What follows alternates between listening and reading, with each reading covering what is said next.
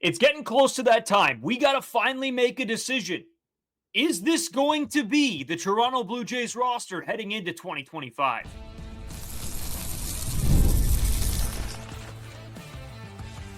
You are Locked On Blue Jays, your daily Toronto Blue Jays podcast. Part of the Locked On Podcast Network, your team every day. Welcome back to Locked On Blue Jays. Thank you for making Locked On Blue Jays your first listen every day. We are free and available wherever you get your podcasts and on YouTube. Part of the Locked On Podcast Network, your team every day. Welcome back, Locked On Blue Jays. We are back to 5 days a week for those of you who don't know. So we have Blue Jays content coming out nonstop. Look out for the shorts, the live streams, the podcasts, the videos, anywhere, everything. We have it all covered. If you guys want to follow us on Twitter, Braden5 Wasco, Carter first two. I have been sort of getting back into the Twitter game. I'm feeling it again. The season's starting to come around. I will be pretty active there, so make sure you guys do go follow us on Twitters.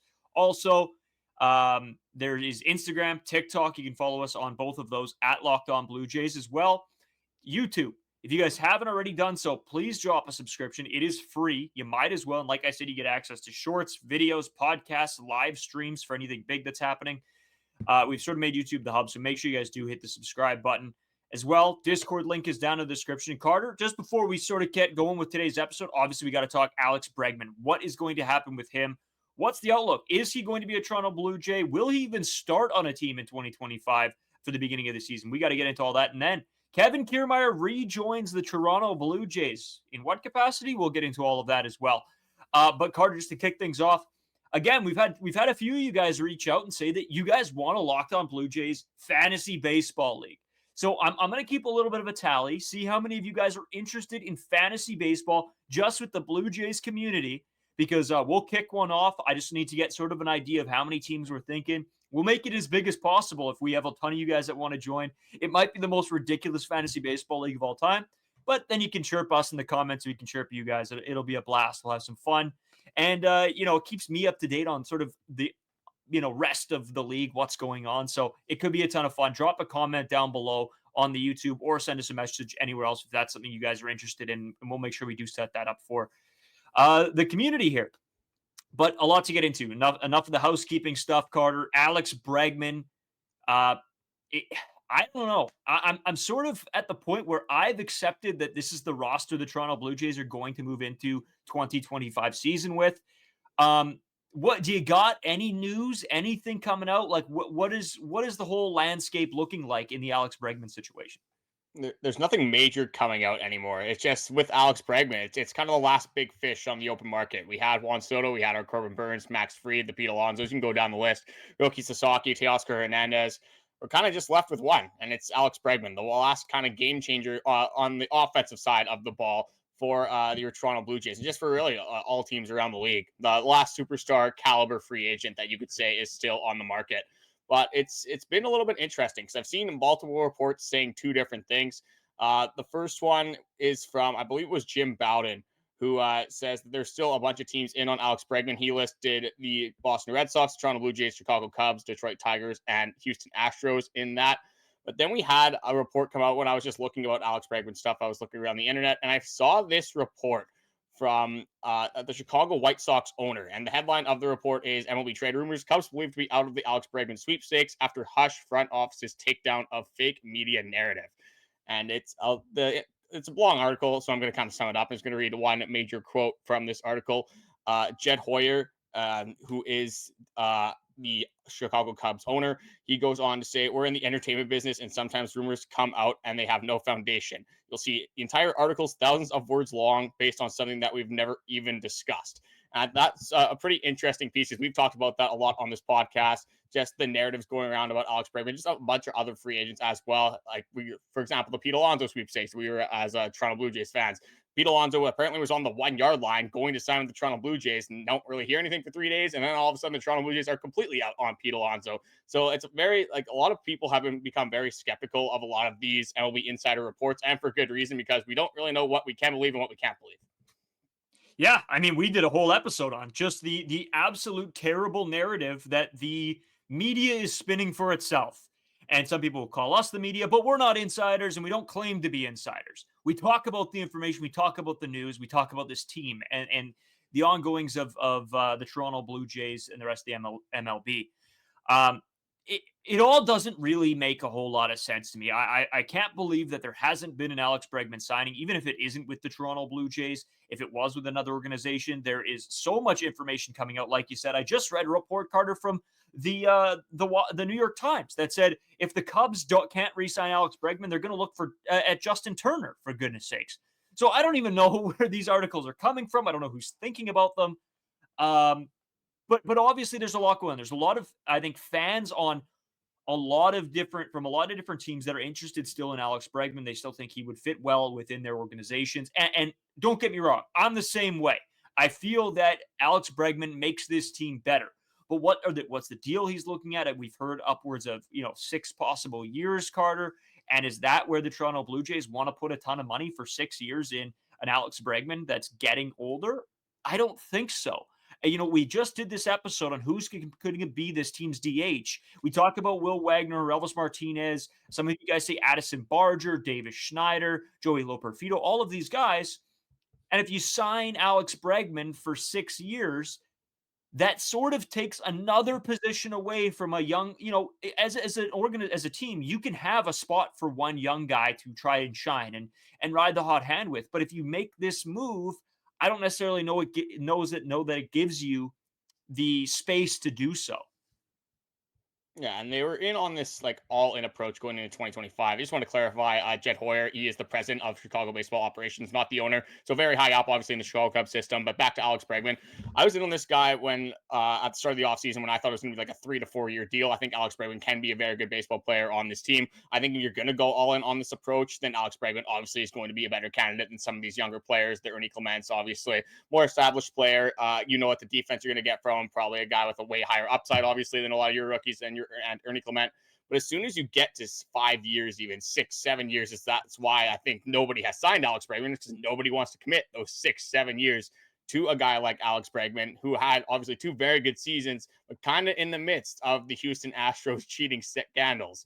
Like a lot of people have said, and I'm starting to agree with them, is that Alex Bregman, that contract, a 6, 7 year deal, would probably age a little bit like the George Springer contract that we're already undergoing here in Toronto. And another thing with this Alex Bregman long-term contract extension, when you don't have Vladimir Guerrero Jr. locked up, you don't have Bichette locked up, things are still kind of up in the air here in Toronto Blue Jays land going into 2025. With that uncertainty, if you sign Alex Bregman to this 6, 7 year deal, and things don't go well in 2025, you're going to lose Vlad, you're going to lose Bo, and then you're going to have to try to do something with Alex Bregman and Anthony Santander, 29 and 30-year-olds, having contracts playing way past their prime, 35, 36 age years.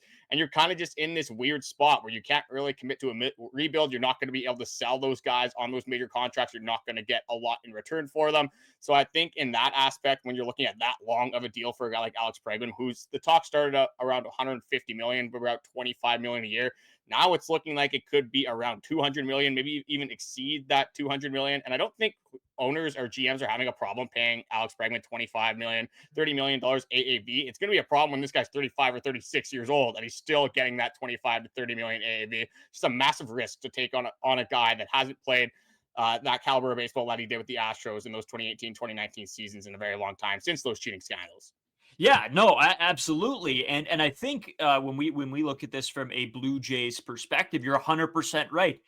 We talked about how do you justify paying Juan Soto, even Anthony Santander, the kind of money that these guys are asking when you have a homegrown talent in Vladimir Guerrero Jr. and Bichette, both without contracts. Again, we'll get way more into that on tomorrow's episode when we talk the whole deal about Vlad and Bo, the contracts, the deadline coming up and all that. So make sure you guys stay tuned for tomorrow's episode as well.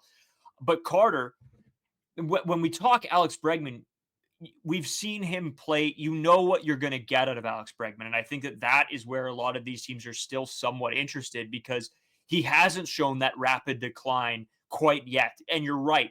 I think as well that this would end up being somewhat like a George Springer.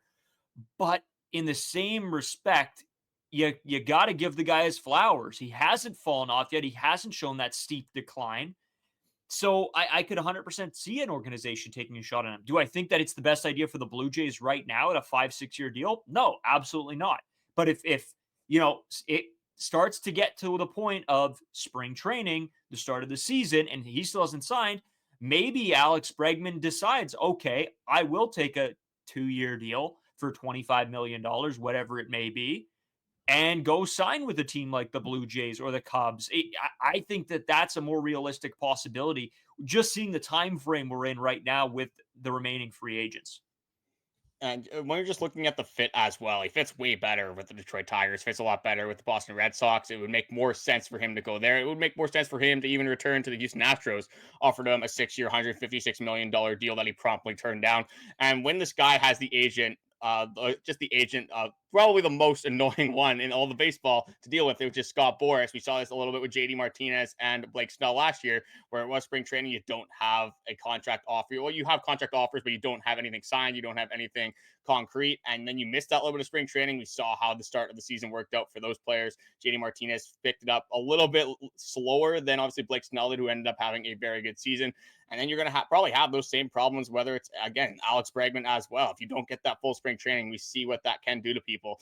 And you said that there isn't like any obvious declines yet. There is like some that if you really look into a guy like Alex Bregman, just when you're looking at his athleticism, you're looking at his sprint speed being a very good runner when he entered the year, now probably being below, you could say below average in just his sprint speed in general. That's one of many little things that you could look into. A guy like Alex Bregman turns 31 in March, 6 to 7 years down the road. That is a long time to wait for a guy like Alex Bregman, who is still really good now, probably will be really good for the next 3 seasons. But near the end of that contract, once you get to, again, that 5th, 6th, 7th year, you're taking on a lot of risk, and you're hoping that you're get a lot of good baseball from Alex Bregman, and hopefully your team has a lot of success in those early years of the contract. You can't necessarily expect that from a 36, 37-year-old at the end of his contract. Totally. And I mean, you're right. There are little things that can go wrong for players like this and that start to decline, but that's expected. The things that I think teams are now going to look at for Alex Bregman isn't going to be amazing defensively going into age, what would end up being 35, 36, 37.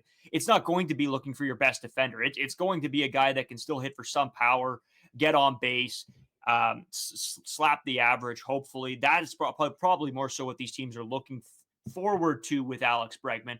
Again, will they get that in the back half of a 6-year deal? Probably not. But for right now, you're right. For a team like the Red Sox or the Tigers or whoever it might be, those teams maybe could use a guy like Bregman right now. Even if you're having to pay him an extra 3 years, at least you still get him for the first 3 and give some life to your baseball team and some pop at the plate. Again, we're going to talk more about Alex Bregman coming back. Of course, we got to get into the Kevin Kiermaier of it all. I want to tee up tomorrow's episode a little bit as well, giving you guys a little bit of a clue of sort of where we're going to go with that one. So make sure you guys stick around. We're going to take a quick break and we'll be right back. Today's episode is sponsored by Wonderful Pistachios. Looking for a snack that's delicious and nutritious? Crack into a good source of protein with Wonderful Pistachios. Wonderful Pistachios is one of the highest protein nuts. Each 1 ounce serving has 6 grams of protein, giving you over 10% of your daily value. Plus, they're packed with fiber and better for you unsaturated fats to help you keep feeling fuller longer. Personally, I love the no-shell variety. It's the perfect grab-and-go snack for busy days. Whether I'm snacking at my desk, on a road trip, or just need a quick protein boost, they're always my go-to snack. It's very convenient if you're in a pinch and need a quick snack. I tend to leave myself with little to no time to get ready, usually costing me a satisfying meal, leaving myself to go hungry. But with Wonderful Pistachios, I have the opportunity to grab something quick and satiating. The fact that Wonderful Pistachios are a complete protein, they provide all 9 essential amino acids, is a massive boost to my vitamins and nutrients as well. Whether you're running between meetings or dropping off the kids, Wonderful Pistachios are the snack that works as hard as you do. Get snacking and cracking with the snack that packs a protein punch. Visit wonderfulpistachios.com to learn more. That's wonderfulpistachios.com to learn more. So, Carter, as we continue on here, Alex Bregman, some final thoughts, I guess, from the two of us a little bit, just before we get into Kevin Kiermaier and sort of what's going on with the whole Vlad situation a little bit before we get into tomorrow's episode. It all comes back to this. And it's a question we asked you a little bit on yesterday's episode, is what is still needed for this team? Does Alex Bregman fill a hole here that this team has? Yes, absolutely he does. Is this team willing to give out a 6-year contract? are we willing to give up a 6-year contract? No. I think it's pretty blatant and obvious no. Um, and so when we talk about free agency, it has to work for the player. It has to work for the organization. And right now, it's seeming like the Toronto Blue Jays are neither. It's not working for both. It's not working for the organization, and it's not working for the player. So if I had to put money on it, Carter, as we move forward into spring training and into the start of the season, I don't think Alex Bregman is going to be a Toronto Blue Jay. And for one, I don't think he's going to sign before the start of the season. See, I think he will start before the sign before the start of the season. I think he'll sign like during the first week of spring training. With Alex Bregman, it's like you're sort of right with the Jays not necessarily being a fit long term. Again, when you look at short term capabilities, if you're looking at this team in a nutshell for the next 2 seasons, Alex Bregman makes a whole lot of sense. You have a glaring need at third base. You still have this kind of middle of the order hole where you don't have a power bat, like we kind of talked about in that last episode, where you have Anthony Santander probably has the number 4 spot. You have a fairly big drop off after that. Again, Will Wagner would be nice at 5, but you got to assume that he plays as good as last year, if not better. If he plays worse than last year, you don't love him at the 5 spot. Do you love Alejandro Kirk there? Do you love Andrus Gimenez there? Again, there's a lot to be desired with this middle of the order right now. So Alex Bregman would make a lot of sense in the short term. But when you're looking at the Toronto Blue Jays window right now, are you saying that this is you can argue that 2025 isn't even the window anymore for the Toronto Blue Jays to get a championship? Obviously, when you're looking back at this from 2019, at this point, you were thinking the Toronto Blue Jays hopefully made a couple deep playoff runs, maybe won a World Series, maybe just had something to kind of show for all their minor league success and their prospect pool going into those 2020, 2021, 2022 years. Now you're at this point where Alex Bregman, I don't necessarily think he cares about winning too much now that he's won a multiple World Series and obviously being linked to the Chicago Cubs, the Detroit Tigers. I think like when you're looking at a team like the Boston Red Sox, makes more sense again, even if you're going to offer that bigger contract and you have prospects within your system and they're in more of a win now state than I would think the Toronto Blue Jays are. So when you're looking at the Alex Bregman contract, even if it gets down to like a 20 million AAV for the Toronto Blue Jays, I don't think that even matters for them whatsoever. I think it's just the term of the contract that this team has to completely stay away from, because who knows what this team is going to look like in 2028, 2029, and those expanded years, especially if you can't get your already cornerstone franchise pieces locked up on a contract. But as for Alex Bregman and the Toronto Blue Jays, I'm expecting us to still see talks that they remained engaged on that Alex Bregman contract. But personally, unless they get that contract 10-year down, they get it down to a 3-4 year deal, which Alex Bregman clearly has been staying away from. I don't really see him coming to the Toronto Blue Jays in any sort of realistic facet whatsoever. Yeah, and that's exactly what I was saying. It has to work out both for the player and the organization. The organization wants 3-4 years. The player wants 6 years. And so, yes, the Blue Jays could use him if it's on a 2-3 year, 4-year deal. But right now, it's not looking like Bregman's willing to move off of that 6-year, 7-year mark. And if that's the case, then the Blue Jays and us as fans have to understand that this is probably the roster going into the 2025 season. Again, you can be happy about that. You can not be happy about that. For me, I've said this multiple times already. The Blue Jays have done everything besides extending Vladdy, which we will get into on tomorrow's episode. They've done everything I've asked of them. They've gotten the power bat right fielder in Anthony Santander, who I have said from before the offseason even started, before we even went to the playoffs last year, that Anthony Santander should be a target for this team. They've done it. They needed to go out and enhance the bullpen. They've done it. They got Max Scherzer, which then pushes Yariel Rodriguez to the bullpen. They signed Jeff Hoffman. They get Yimi Garcia back. This is a better bullpen than last year. The starting pitching, another one. Getting Max Scherzer. You see what Bowden Francis can do. You only really needed a 5-4-5 guy, and you've got him. And who could possibly be worse, could possibly be better in Max Scherzer. So for this team, they have done what I've asked about. Second base, there's another one. Andrus Gimenez, not a big bat, but they needed somebody to lock up the middle of the infield. There you go. You got him. You got him. Do I love that one? We'll see. I'm sort of indifferent right now.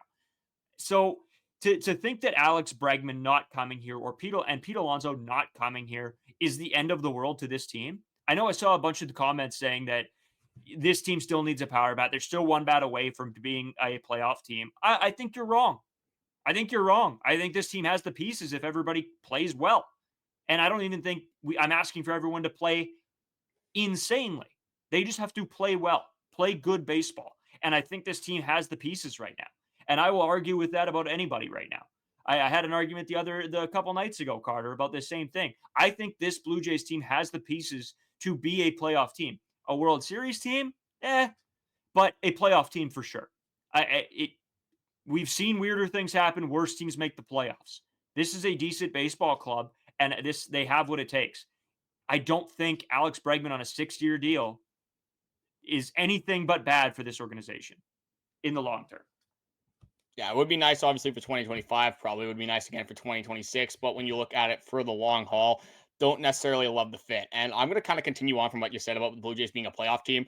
I'm not even going to go from the stance that the Toronto Blue Jays just got significantly better. I think they did get a whole lot better, but I'm not saying that's the reason that they're going to be a playoff team. I'm just looking at the AL in general. Who are you really scared of in the AL? Like, obviously, like there's the New York Yankees for sure. There's Baltimore Orioles. You put them above whatever. You put the Houston Astros in there. But when you're looking at there's a bunch of teams that make the playoffs. There's 6 teams in the AL that are going to make the playoffs. Say Cleveland from the AL Central is one of those teams. The Jays have to compete with the Boston Red Sox, who right now a lot of people are putting the Red Sox over the Jays. Give them that one as well. That's 4 teams. But you're looking at the wild card, like Detroit Tigers. Maybe if they get Bregman, they're a little bit scarier. Looking at the Seattle Mariners, who haven't really done a whole lot this offseason. The Texas Rangers, I'm expecting maybe a bounce back from them.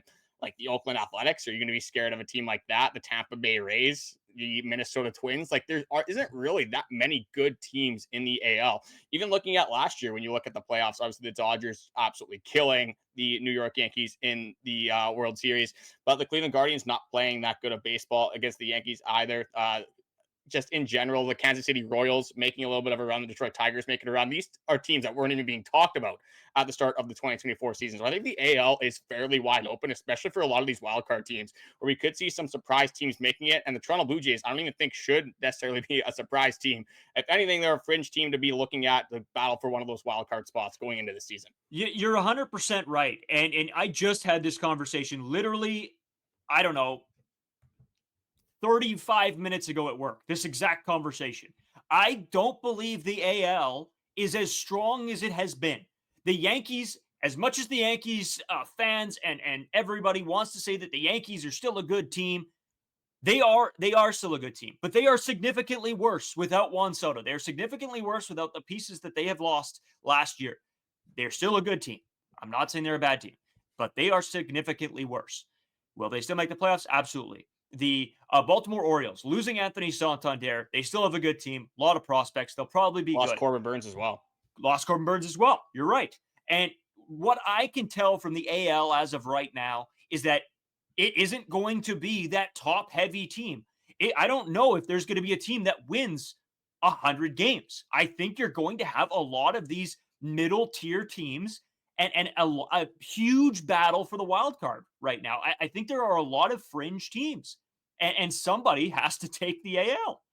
And I think the Blue Jays have to be right there in that conversation. And honestly, Carter, you're right. You said you don't even think it's the signings that make the difference. I think, yes, last year's team needed to be better, but you had a bad season from Bichette, an underwhelming season from Alejandro Kirk, Daulton Varsho, who his bat didn't wake up. Vlad started the season not 100% great, picked it up amazingly, great. So if you get all those guys playing well, plus the addition of Anthony Santander, again, we don't know what to expect from Andrus Gimenez. We don't know what Will Wagner's going to do, a guy that we have projected making the starting lineup. And then you talk about the upgrades in the bullpen and the upgrades in the pitching staff. I don't know how anybody's saying that they have no faith in this Blue Jays team to make the playoffs. I think you have lost your mind. Yeah, I'm not really getting it from like how low people are on this Toronto Blue Jays team. Like, yeah, we're not saying that they are going to be this AL East champion. They're not going to make this massive like playoff run. Maybe we're pleasantly surprised in that facet. But again, when you're looking at all the things that went wrong last year, when your bullpen had a -3, -4 WAR, if you have just an okay bullpen that isn't losing you a bunch of baseball games, that's 4 wins right there. Bichette being regular Bichette, that's probably at minimum another 3 wins right there. You don't get swept by the Miami Marlins. That's give the team at least 1 win against the Miami Marlins. That's 8 wins right there. And this team's above 500. Maybe a couple other things work out. We're not even talking about, again, some of these rookie resurgence. Can't really call it a resurgence, but if they have takes massive steps, like we talked about in the last episode, the Yariel, the Will Wagner, Andrus Gimenez can kind of catch some of that 2022 fire. The pitching staff pitches a little bit better. There is a bunch of avenues this team can take to being a competitive baseball team in 2025. Again, you can make that argument for a bunch of these other teams, obviously in the AL as well. But I wouldn't be counting the Toronto Blue Jays out to make the playoffs. You could say you could count them out again to win the AL East, maybe go on these massive. They're not going to be a 100 win baseball team, but are they going to be a competitive baseball team in 2025? I think that is no question. Absolutely, they will be. Yeah. Yeah. Again, we went on a little bit of a tangent there, but all of this comes back to we're close to the start of the year. We're close to spring training. We're getting there. And these are the conversations that people are having. Like, these are the conversations I'm having at work about the Toronto Blue Jays. These are the conversations I'm having sitting, having a couple beers with my buddies. So they're conversations that we should be bringing to the podcast, that we should be getting your guys' opinions on. How do you view this Toronto Blue Jays baseball team? I'd love to know. Leave your comments. Get mad, get upset, whatever. Say we're stupid if you want to in the comments, that we know nothing, whatever. We just want your guys' opinion because, we talk with a lot of people. I'm assuming you guys all talk with your friends, your family, your coworkers about the Toronto Blue Jays if you're big fans. So let us know the conversations that are happening within your groups of friends and families and whatever as well. Carter, let's take a quick break. A little bit of news with Kevin Kiermaier rejoining the Toronto Blue Jays. We'll talk about that when we come right back.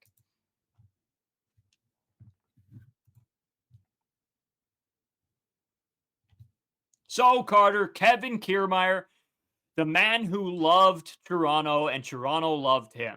He said Toronto left a special place in his heart and he wanted to be back here. Kevin Kiermaier rejoins the Toronto Blue Jays as special assistant outfield coach. Great for him. I love it. A guy that, was great defensively all of his career. Obviously loved the city, wanted to be here. And that speaks to a lot of things, right? Like we do hear this sometimes, if they're the only Canadian team, the taxes kill them, blah, blah, blah. The city treats these guys, they do. They treat them like gold. As much as the media can get on them about, having a bad year, and trust me, I'm sure the superstar players get that as well. The city does treat people well. I mean, you look at guys, back like Edwin, Jose Bautista, all these guys who, have played their, heart and soul of their career here. And are now beloved by the organization, come back every so often, help out in the team, do whatever they need to.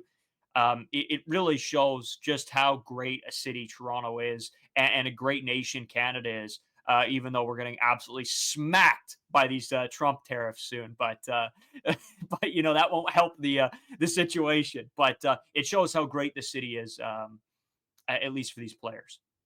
Well, you see like on the team as well, like Chris Bassitt has said nothing but good things about the city of Toronto as well. You have Kevin Gausman, same thing. Kevin Kiermaier, obviously, like you mentioned, Victor Martinez coming back and coaching as well. So like the city obviously treats these players well. And you see this narrative that like players don't want to go to Toronto. They don't want to come to Canada because, again, maybe they don't like the city. They don't like the climate, blah, blah, blah. But then you see all these players that have been here for a substantial amount of time say that this is one of the best experiences of their lives and they wouldn't trade this for anything. And then obviously back to 2015 when the Toronto Blue Jays were in the playoffs, obviously the Joey Bats bat flip. We can always talk about that on this podcast. I don't think anyone's going to have too hard of a time about that. They say it's the atmosphere in the Rogers Center was nothing like they've ever seen before. And that's what the Toronto Blue Jays fans bring. That's what the country of Canada brings to this game of baseball. When you only have one team, everyone backs the same team.